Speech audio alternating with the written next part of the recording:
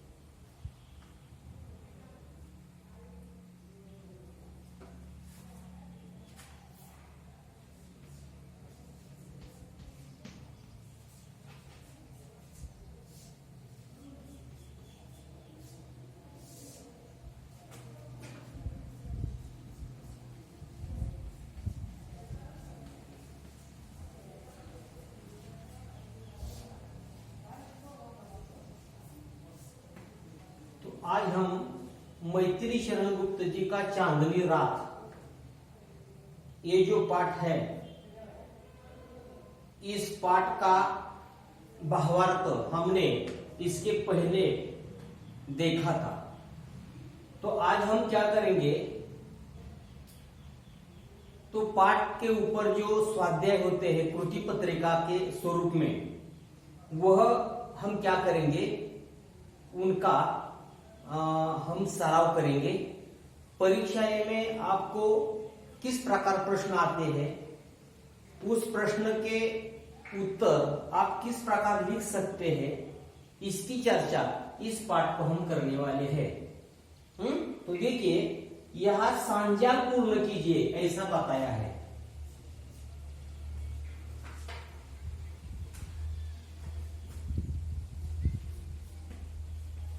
सांजाल पूर्ण कीजिए। आता असा जर प्रश्न आला तर सांजाल म्हणजे काय असतं, तर एक आकृती दिलेली असते तुम्हाला, आकृती। तर सांजाल म्हणजे तुम्हाला काय तर फार अवघड वाटेल, अवघड काहीच नाही। तर सांजाल म्हणजे एक आकृती दिली जाते आणि त्या आकृतीमध्ये एक प्रश्न विचारतात आणि त्या प्रश्नाची 1, 2, 4, 6 अशी त्याला चौकोन वगैरे करून पर्याय दिले जातात, ती उत्तर सोडवायची असतात। तर इथं आता असा प्रश्न विचारलाय, तारों के उदित और अस्त होने के बारे में कल्पना।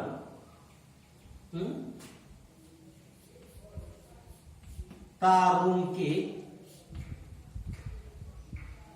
उदित और अस्त के बारे में कल्पना। हा प्रश्न तुम्हाला इथे विचारला बघा। आता ह्यातले दोन शब्द तुम्ही लक्षात ठेवायचे, उदित आणि अस्त। उदित म्हणजे सूर्य उगवणे,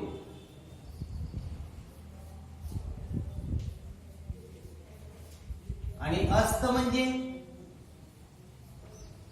सूर्य मावळणे।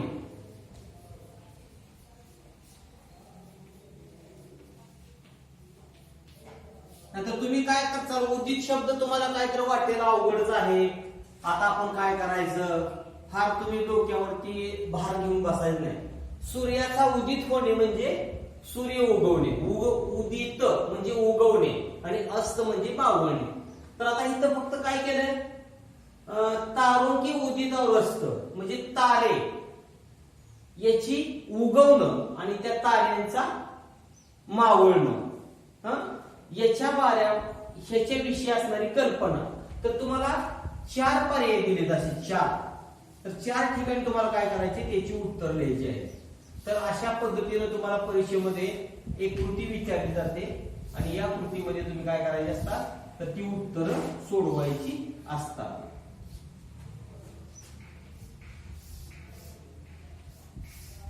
तर पाहता या ठिकाणी ताऱ्यांचा उगवणं आणि ताऱ्यांचा अस्त होणं, मावळणं ह्याच्याविषयी असणाऱ्या कल्पना, कोणत्या कोणत्या कल्पना या पदरचनेमध्ये दिलेल्या आहेत तर ती आपल्याला लिहायच्या आहेत.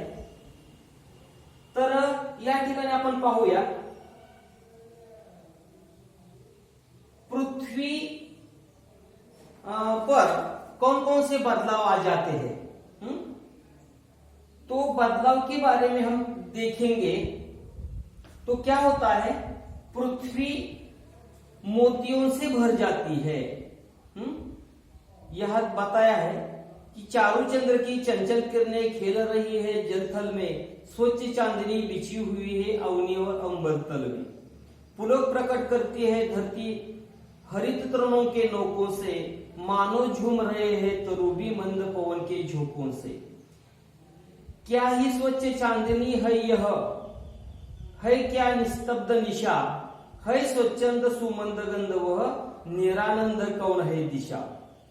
बंद नहीं अब भी चलते हैं नियत नटी के कार्यकलाप, पर कितने एकांत भाव से कितने शांत और चुपचाप. है बिखरे देती वसुंधरा मोती सबके सोने पर, रवि बटोर लेता है सदा सवेरा होने पर. और विरामदायिनी अपनी संध्या को दे जाते हैं शून्य शनु शून्य श्याम तनु, जिसके उसका नया रूप छलकता है.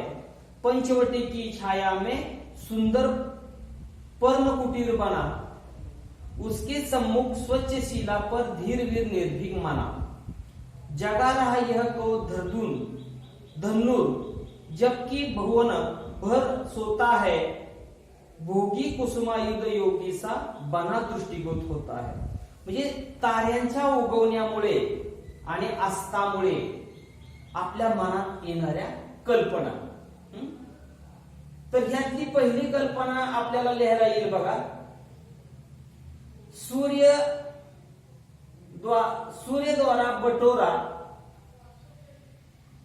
किया जाना किंवा मोती से रह जाना, सूर्य संध्या होने को मोती देना.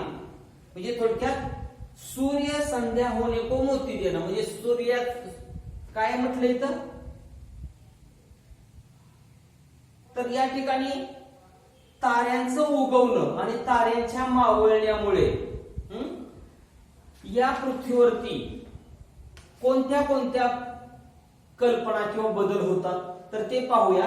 पहिला बदल जर आपण पाहिलं तर हरित तृणों के नोकों में तरु आ जाते हैं. हरित तृणों के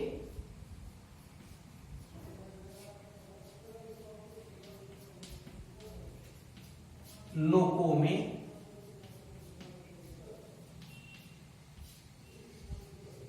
हरित तृणों के नोकों में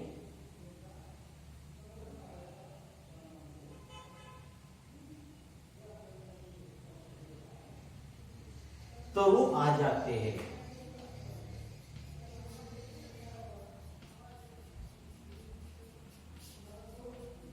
हा एक पहिला बदल झाला.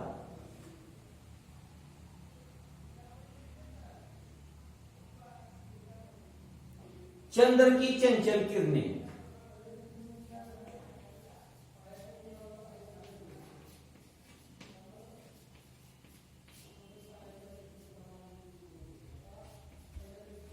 चंद्र की चंचल किरणें पृथ्वी पर बिखर जाती है.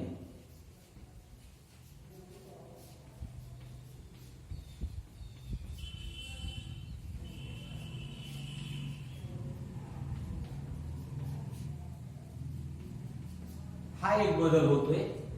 त्यानंतर निशा निस्तब्ध हो जाती है.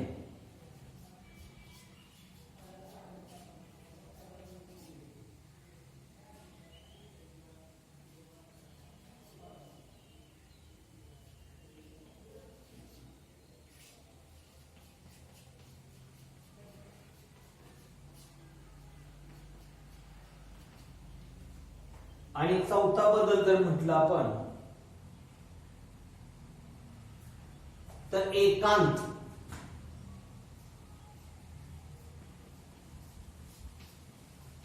का भाव नजर आता है।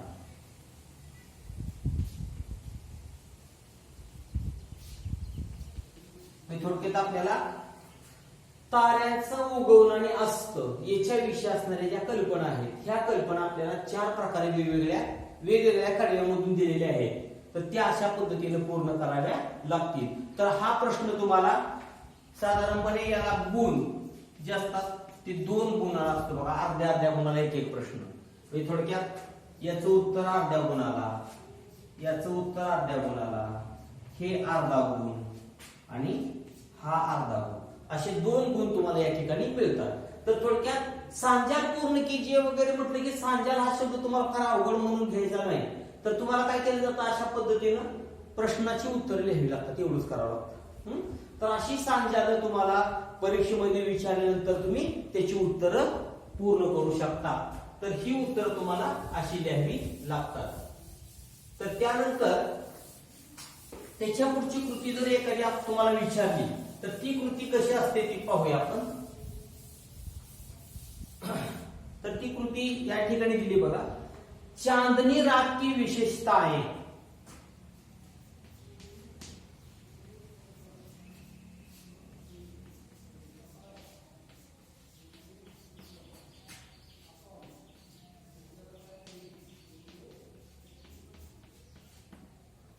चांदनी रात की विशेषताएं, तर ही विशेषताएं तुम्हाला समजा पहिली विशेषता कोणती आहे, समजा दुसरी विशेषता कोणती आहे, तिसरी विशेषता कोणती आहे आणि चौथी विशेषता कोणती आहे। हे 4 जर विशेषता तुम्हाला विचारल्या अर्ध्या मार्काला, गुण ह्याला पण 2च असतात बघा, गुण 2 आहे, प्रत्येकी अर्धा गुण या ठिकाणी तुम्हाला मिळत असतो।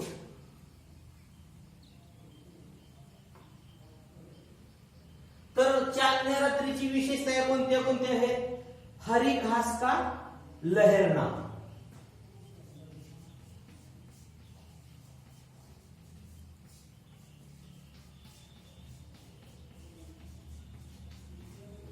ही एक विशेषता लिहावी लागेल तुम्हाला।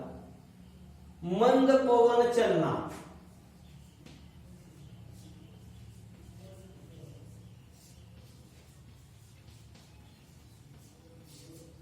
त्यानंतर तिसरी विशेषता आहे स्वच्छ चांदनी देखने को मिलना,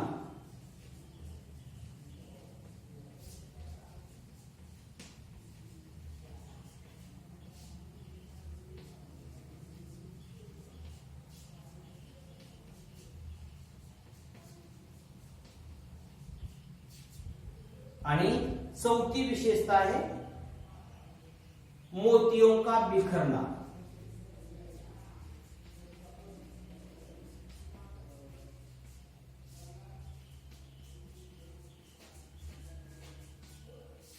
तर अशा पद्धतीने तुम्हाला अर्ध्या गुणाला ही उत्तर अशी लिहावी लागतात, अर्ध्या गुणाला अशी उत्तर तुम्हाला लिहावी लागतात।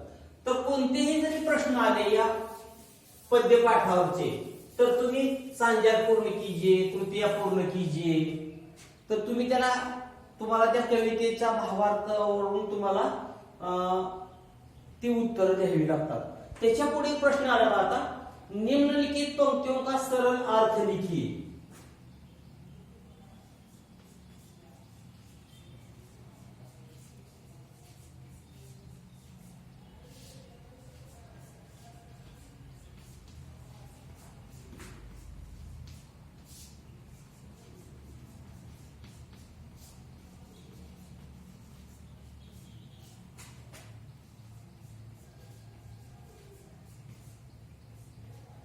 मग तुम्हाला ओळी दिलेल्या असतात, तर ही ओळ अशी आहे बघा, चारू चंद्र टिंब टिंब झोंकों से,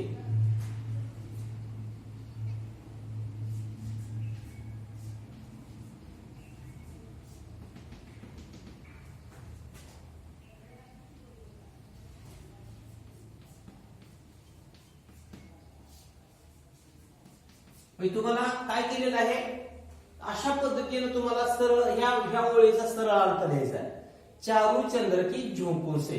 तर तुम्हाला परीक्षेमध्ये असा जर प्रश्न आला तर तुम्ही पहिलंच कळवा बघा, चारू चंद्र की चलचल किरणें खेल रही है जलथल में, स्वच्छ चांदनी बिछी हुई है अवनी और अंबर तल में. तर या ठिकाणी पुलक प्रकट करती है धरती हरित तरणों की नौकों से, मानो झूम रहे हैं तरुबी मंद पवन के झोंकों से. तर थोडक्यात चारू चंद्र आणि झोंकों से म्हणजे दोन कालव्यातलं तुम्हाला याचा भावार्थ लिहायचा आहे, भावार्थ.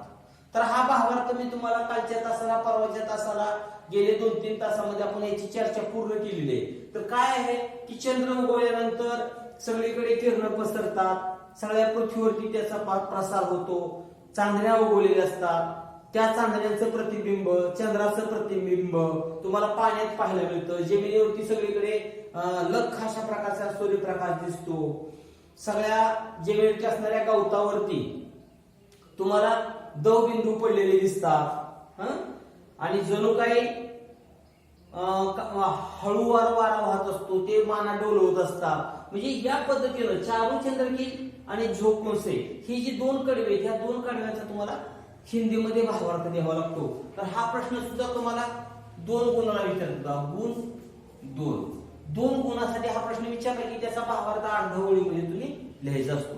तर याचं उत्तर सुद्धा तुम्ही 7-8 ओळीमध्ये अशा पद्धतीने गद्य रूपातून लिहू शकता, गद्य रूपातून. तर याचा भावार्थ फक्त हिंदीतून लिहावा लागतो तुम्हाला. तर अशा कृती तुम्हाला परीक्षेत या पाठावरती विचारल्या जाऊ शकतात. अनेक काही कृती असतात, फक्त आपण प्रामुख्यानं त्याचे एक उदाहरण या ठिकाणी पाहतोय. बरेचसे आहेत, परंतु आपल्याला सगळं शक्य नाही देणं, तर एक कृतीची मी तुम्हाला या ठिकाणी माहिती दिलेली आहे. तर अशा पद्धतीने तुम्ही काय करा, तर ह्या कवितेवरचे स्वाध्याय सगळे सोडवा आणि मला दाखवा. याच ठिकाणी आपण थांबूया. धन्यवाद.